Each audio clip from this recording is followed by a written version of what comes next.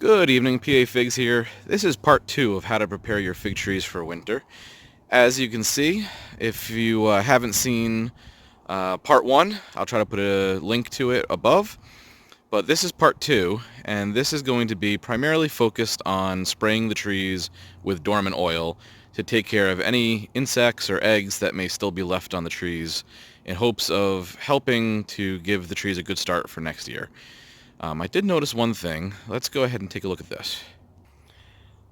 So I don't know how many people looked at these growing up as children and look at them today. Woolly caterpillars. And the old saying is they'll tell you how the winter's going to be. So you can see the head has a little bit of black, the tail has a little bit of black, and a lot of brown. So if this is right, it's going to be a very mild winter for the most of it, but it'll come in strong and it'll leave strong as well. So I'd actually, for fig tree growing, I'd actually rather see the tail of this be brown. I'd rather have an early spring that's nice and warm, kind of like we had this year. But I don't know if I've seen too many like that.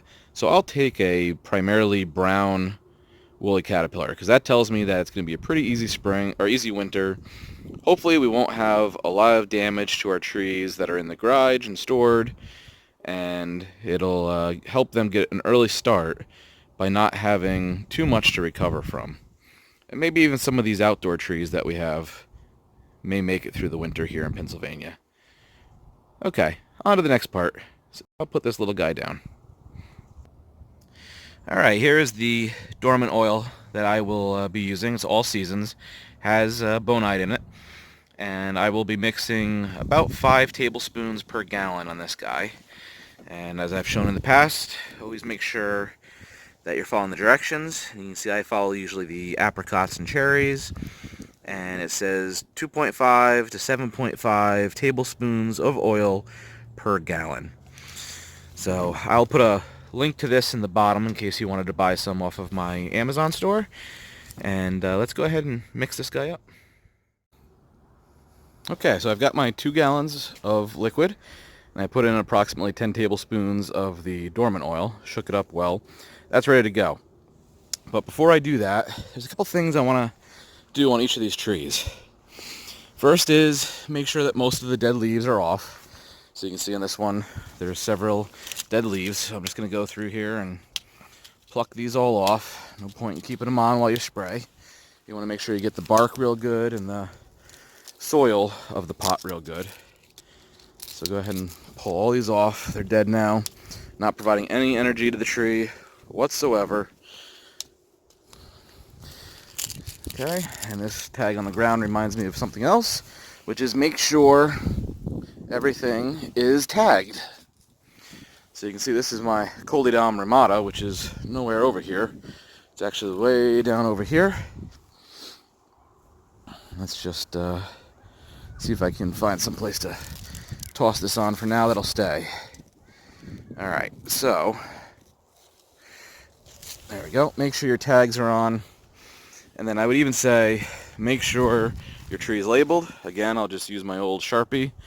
And it looks like I think this is the same tree I used last time for my video. So you can see I've got it labeled on at least 2 branches. Got my silver tag on.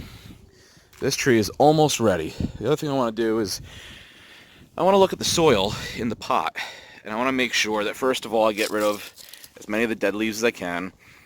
This was actually a wire I put on to keep it against that piece of rebar that holds it to the ground. You can see the tree is starting to suffocate from it, and I'll do this in a part 3 or 4 when I decide to move the trees in. But you want to make sure there's nothing tight against that bark over the winter, because the last thing you want is it to suffocate the tree. So that'll all come off. And the biggest problem I have is these tags here. When the tree gets bigger, I don't always notice them, and they tend to get stuck into the wood and start to suffocate the wood. This tree here looks pretty good. You can pick out these weeds if you want. For the most part, they'll die over the winter. Not a huge deal. Some of the larger weed patches, kind of like this, I should get gloves on, and then I will, actually that's not in the pot, that's just next to the pot. but I'll try to get those, anything like that, out of the pot. And especially if there's any dead figs or drying figs. I'm trying to see if I have an example around here. I think I've gone through a lot of the trees already and made sure. But if you see any, drying figs, and that's one good reason to get rid of these weeds, is it covers, you can see, all this refuse. And here's an old fig, I think there. Yeah, here's one. So there's an old fig. I want to get rid of that because there definitely could be eggs and different insects living in there that, are detrimental to your tree, as well as disease. So get it all cleaned up nicely. Remove any remaining dead leaves. And these trees, a little bit over here, these guys are ready to be sprayed. You'll notice I waited until the evening when the sun's going down. I don't want to spray them with this Dormant Oil when it's nice and sunny out because it'll cook the trees. So always wait for the sun to be going down. You don't want to do it in the dark, obviously you can't see, but you want it to be not full sun to where you're going to burn the trees. So let me go ahead and clean up some of these trees here, get the leaves off of them, and then check the pots of dead figs and leaves, and we should be ready to spray. Alright, so I've got my 2-gallon sprayer. I've got it nice and shaken up. You want to shake it, every other tree, every tree, just to keep that mixture mixed up. And I've got it pumped up and pressurized. I've got the spray nozzle set on a wide pattern. And all you want to do is, you can see where the bark's getting wet. You want to try to hit all of it. Get that whole tree covered. If you miss any spots, it's a spot where there could be eggs that will hatch. And then most importantly, get the soil, this soil line down here. You want to make sure you get that really, really good. Soak it in a little bit. A little extra is not going to hurt anything. Get around the base, especially if you're using fabric pots. Just try to cover everything that might be holding on to insect larvae. Alright, so you'd think I was done in that tree, but no. I want to make sure I get it from all sides. So I'm going to move my sprayer down to here, make sure it's shaken, and I'm going to keep spraying.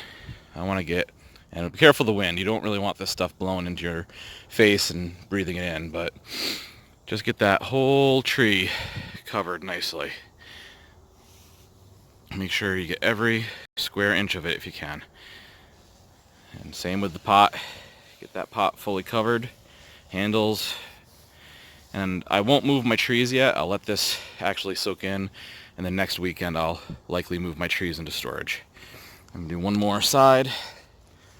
Make sure, you can see where I didn't hit it. You see where that bark's a little bit lighter? And now I come back and I nail it and get it covered.